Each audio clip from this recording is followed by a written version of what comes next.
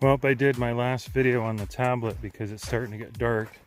My phone actually takes a lot better videos in the dark, but I'm not going to stick that on the hood and hope to get home with it not damaged, considering, knowing what I'm doing. I didn't run over it, but there's always a chance that I can make a mistake, because regardless of my size and my appearance, I am human. So I got a little tire rub here. That's probably that noise I heard.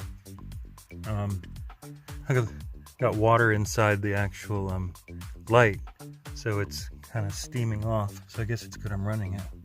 But yeah, I got a little tire rub there. I was looking at my stub shaft. A telltale sign that you've spun that you can't spoke, that you've spun a stub shaft is this little cotter pin here that holds this retainer, which holds the nut. It'll shear that screw off. Not screw, but it'll shear the cotter pin, or this cap will be loose. Always just check these, just see if they're tight, because they tighten up after you put the front end together. Originally, this might wiggle and might be a little loose, but what'll happen with torque and twist, it'll kind of jam itself up. So that's good. But if you ever see that pin wiggling loose, or if you see any telltale marks of something moved in there, be prepared for that stub shaft to be damaged.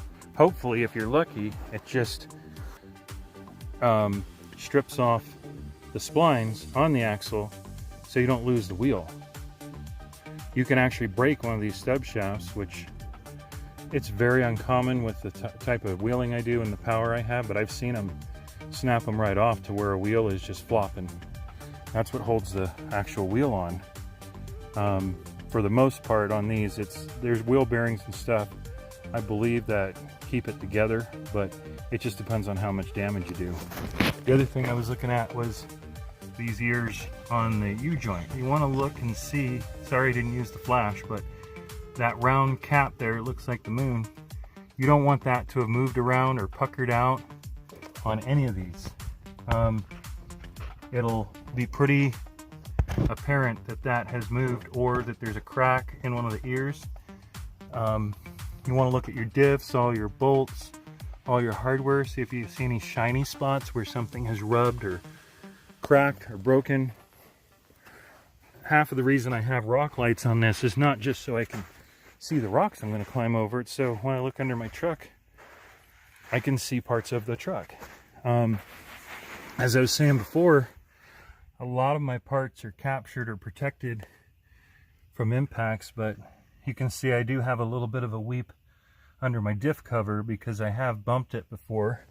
I do have a skid plate under the gas tank because those are prone for getting torn open and leaving all your go-go juice on the ground. I do use shackles that are longer than I need because I like having this as something to hit the bottom of top of a rock or something to protect it.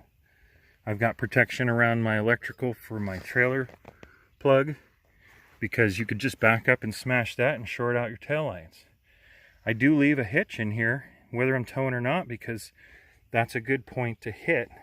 And you can see I have hit the bottom of that bolt before. I make sure I have like a D-ring of some sort to tie to, in case I might be driving across a flooded creek or plain or river that has a low area that I can drive through. Well, if I start to get stuck and the soil's getting washed out around the wheels, and I need to get out quick, it's going to be a pain in the ass to try and find a tow point, especially on a vehicle that doesn't have a frame.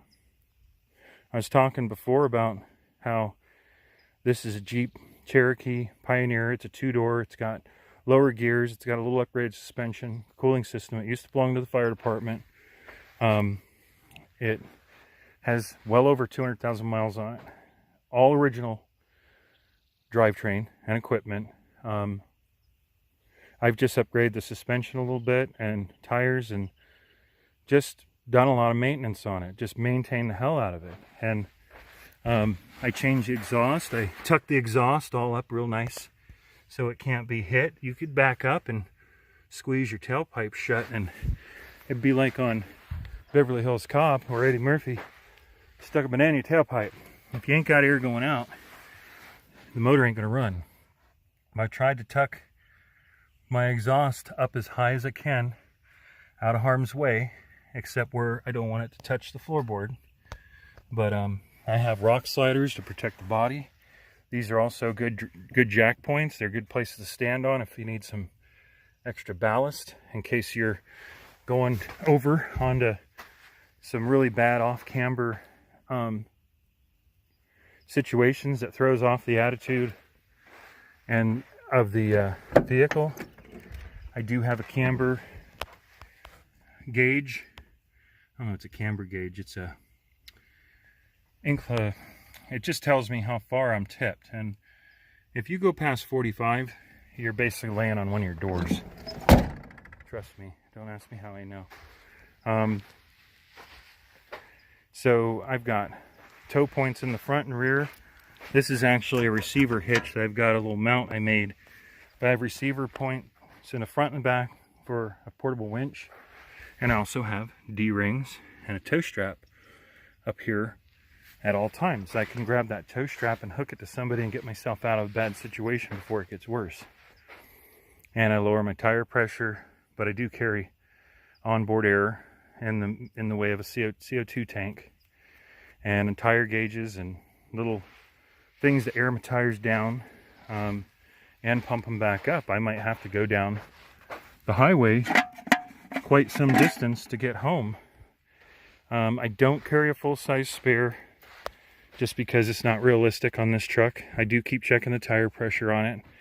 It is a usable spare that will fit this truck, and I do have all the tools and equipment to change it. I also have a, you don't see it in here, but I have a star wrench. I have a high lift jack hidden.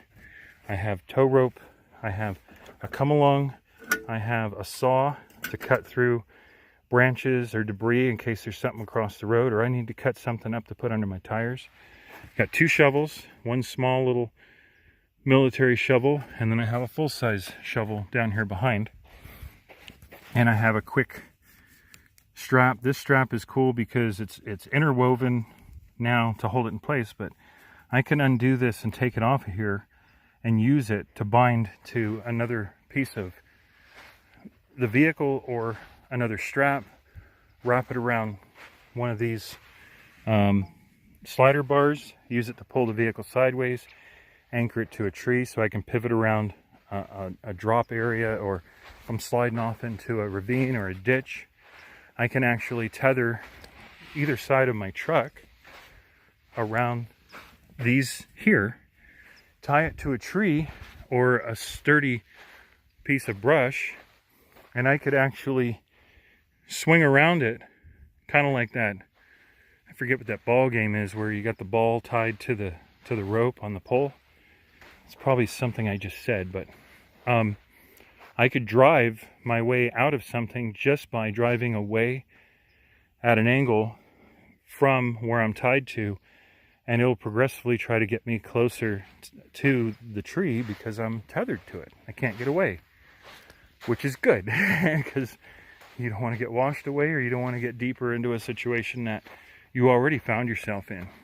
I've got my regular radio, my stereo. I got my two-way radio, which is a FM, I forget how many megahertz, but I've got a dual band radio, which is kind of like a ham radio. I also have a portable CB, which is an emergency radio I carry with me, which it might be outdated, but it still works. I can take it out of this box.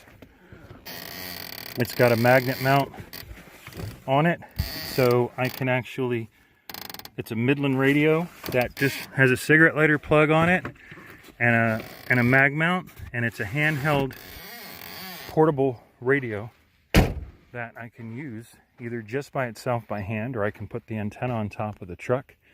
Even if the truck is, well, the thing is, if you flip your truck over, and let's say you're on your roof, and this is where your antenna mounts. Well, now your antenna not only is broken off, but it's stuck down in the dirt.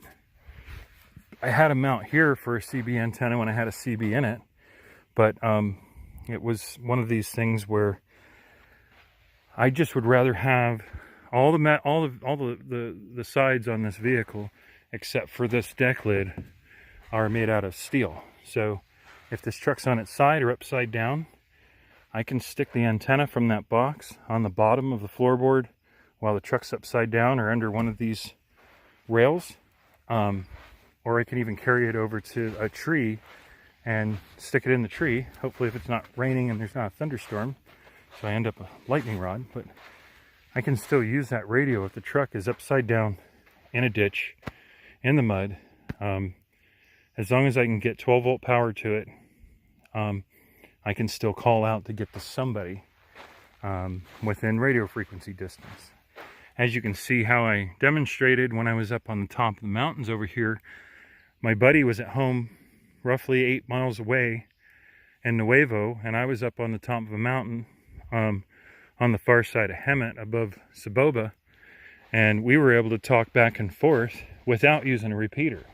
The nice thing about having a ham type radio with all these frequencies, those towers that I was at, that I saw, that I talked about being radio towers and television station towers and local music channel towers, they're used to rebroadcast a signal that you send to them through the airwaves, and they connect over and over and over again. If I had the right frequency and the right authorization and the time and research, I could transmit from repeater to repeater, and what it does is it takes a certain amount of your transmission, it takes it, rebroadcasts it, and sends it out.